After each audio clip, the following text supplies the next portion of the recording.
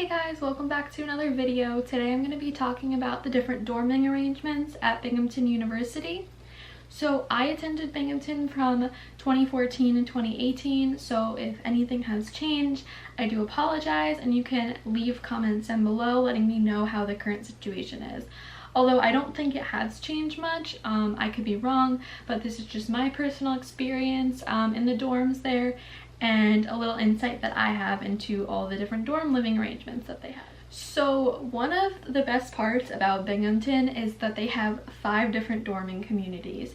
There's Dickinson, Newing, College in the Woods, which is also called CAW, Hinman, and Mountain View. So you have a very wide variety to choose from when you are signing up for housing. Personally for me, I lived in Dickinson my freshman and sophomore year, and then I moved off campus my junior and senior and grad school year. In addition to the 5 housing arrangements that they have, you can also live in the apartments, which are a little bit further from campus. They're still technically on campus, they're just up a very steep hill. However, it is still walkable to campus, and this is Susquehanna and Hillside. Typically, the people that live in the apartments are usually transfer students or people who want a little bit more quiet hours. So Susquehanna, I believe, is quiet hours all the time, whereas Hillside is usually a lot of transfer students or people who want their own apartment. So first, I'm gonna go through all of the different types of dorms and apartments that there are on campus, and I'm gonna be starting with Hillside and Susquehanna. The apartments have different setups, but I know in Hillside, I believe there can either be 4 bedrooms, which you have your own room, your own door.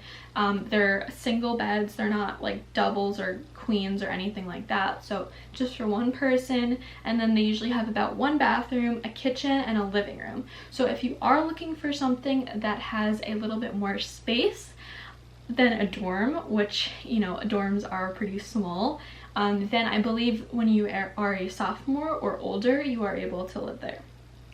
This is definitely a good option for someone who maybe is coming to campus and is a little bit older, who already is used to having their own space, who doesn't want to share a room with someone else. You can definitely take advantage of these housing opportunities in either Susq or in Hillside, and there is nice fields up there. So in the springtime when it's nice out, or in the fall, you can have a catch with someone, you can, you know, go for a run. It's very scenic and peaceful and quiet up there. Hillside also has a little snack shack that you can go and get food at night, and you can also work in their commons that they have. So it's a very good place if you're looking to be a little bit more separated from the community, but it still does have a community sense because there are still activities that do go on up there. It's just a little bit more isolated from the rest of campus. So now let's move to the core 5 communities that Binghamton does have. And the first I'm going to talk about is Dickinson, which is where I lived freshman and sophomore year. Personally, I chose Dickinson because it's flat style living, which basically means it's either a double, a single, and a double, or 4 single rooms shared with 2 bathrooms and a common corridor, which is basically like a little common area. It's not really big enough for a couch and TV like an apartment would be, but it is enough room to kind of have some extra stuff out there. You could put a fridge out there, you could put a table and chairs, you know, you have a sink in this area, so you can do some meal prep or anything like that. You don't have a stove or anything, but it is really good if you just want a little extra space. So Dickinson's really nice because you do have an option of getting your own room, which is really amazing, and I don't think a lot of schools do have this, so this is something that is really unique about Binghamton. Another big perk of living in Dickinson is you don't have to share a bathroom with more than 2 other people, which is huge in college because typically a traditional dorm room you might be sharing with the whole floor or at least a bunch of other rooms. So this is really nice. You get a nice clean space that you just share with your roommates, or if you're lucky, maybe just one other person, or even by yourself. So I think that is really awesome about living in Dickinson. Dickinson also has common areas and common rooms, so you can study in them. I believe there's 3 on each floor. So usually you could find one that is open and not too crowded. And they're also good for socializing when you have some free time. So another great thing about living in Dickinson is you have someone who comes, I believe, once a week to clean your bathroom. I think this is occurring in all of the communities on Binghamton's campus. However, I'm only positive about Dickinson, and it is really convenient, and it saves you some time from cleaning your own bathroom. Some other facts about the Dickinson community is that it's 4 buildings that surround a field in the middle. So people, when it's nice out, are always having a catch, playing sports out there, sitting out there studying, reading, whatever it might be, and it's a really big community feel. And as for the laundry situation in Dickinson, it's on the 1st floor, and I never had an issue getting a washer and a dryer. And something else I should mention is that there are different dining halls on campus, and Dickinson uses the C4 dining hall. However, one of the buildings, called Johnson, is really close to the College in the Woods dining hall, so you can really go to either.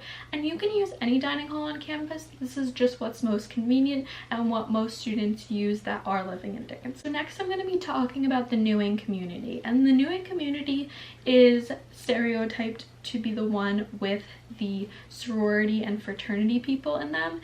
And this is more of kind of a myth, I guess. It is true in some sense that there are a lot of sorority and fraternity people living there. However, that's not everyone who lives there. And if you are a freshman, you can't join Greek life until your 2nd semester. So there's still gonna be a lot of people who are not in Greek life living in the Newing community.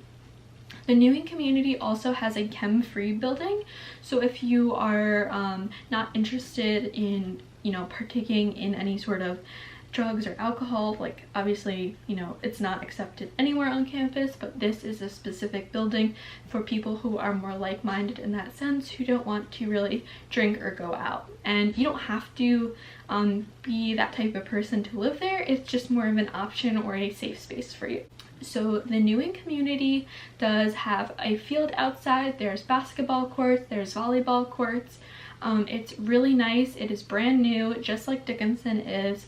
And basically the style of this building is going to be double rooms. However, the bathroom situation is a little bit different, where 2 double rooms will share a toilet room and a shower room. So you're really not going to be having that many people using the same bathroom. I believe it is 2 or 3 dorm rooms to a toilet and a shower room. So it's pretty good in that sense. And this community is a lot more social because you are in a standard double dorming room. So it's pretty much like a traditional dorm room. However, it is just different in that not everyone on the floor needs to share a bathroom. Newing also shares the C4 dining room. It is really, really close to that, and there are 4 buildings as well in Newing, similar to how Dickinson is. Newing and Dickinson are great if you're looking for a more renovated style dorm. They're not super traditional, they're not super old, they're really upgraded and they're pretty nice, and they have a big sense of community feel.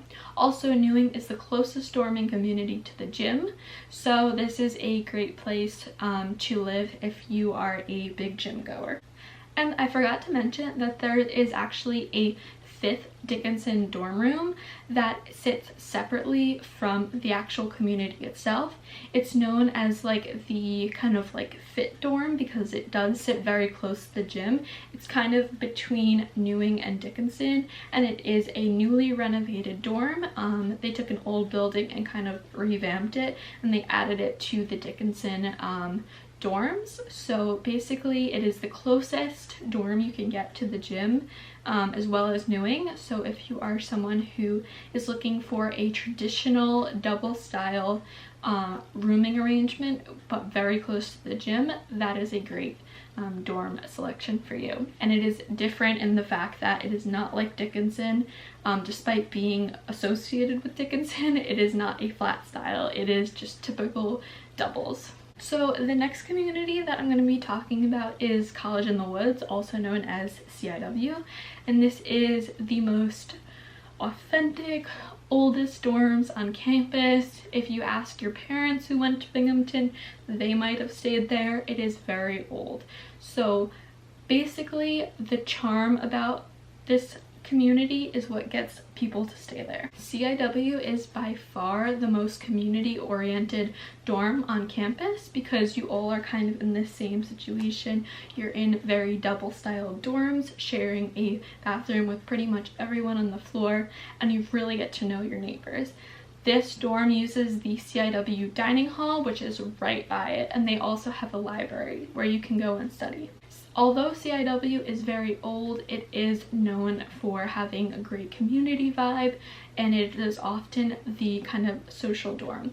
You might not have lights that work, but you do have friends here. So then we'll move up the hill to Mountain View, and Mountain View is also a newer kind of dorm. It is older than Dickinson and Newing, but it is a newer style, and this is the suite style dorming community. So you might have a 4 or 6 person suite, double rooms, so 2 and 2 or 2, 4, 6, sharing a common room with a living room, a bathroom, or 2 bathrooms, and it is very kind of like your own suite. You have your own group of people and you kind of mostly hang out with them. It's not as social as the other dorms, and a lot of athletes live here because that is where they're placed. And so yeah, it's just another great option if you're looking for a suite style living. The last dorm is Hinman, which is also a suite style living. This is the closest dorm to Academic A and kind of very close to the lecture hall. So if you want close proximity to campus, this might be the dorm for you.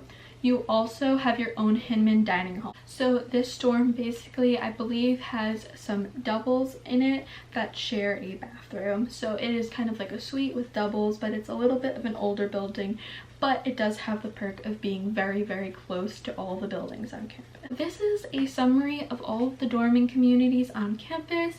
Each one has their own unique style and feel to them, so I don't think you can go wrong getting a dorm at Binghamton University. They all have their perks, they all have their downsides. Definitely do your research before you sign up, but I hope this gave you a nice overview of them, and I hope you have a great time at Binghamton. And if you have any questions, just leave them in the comments and I can answer them below.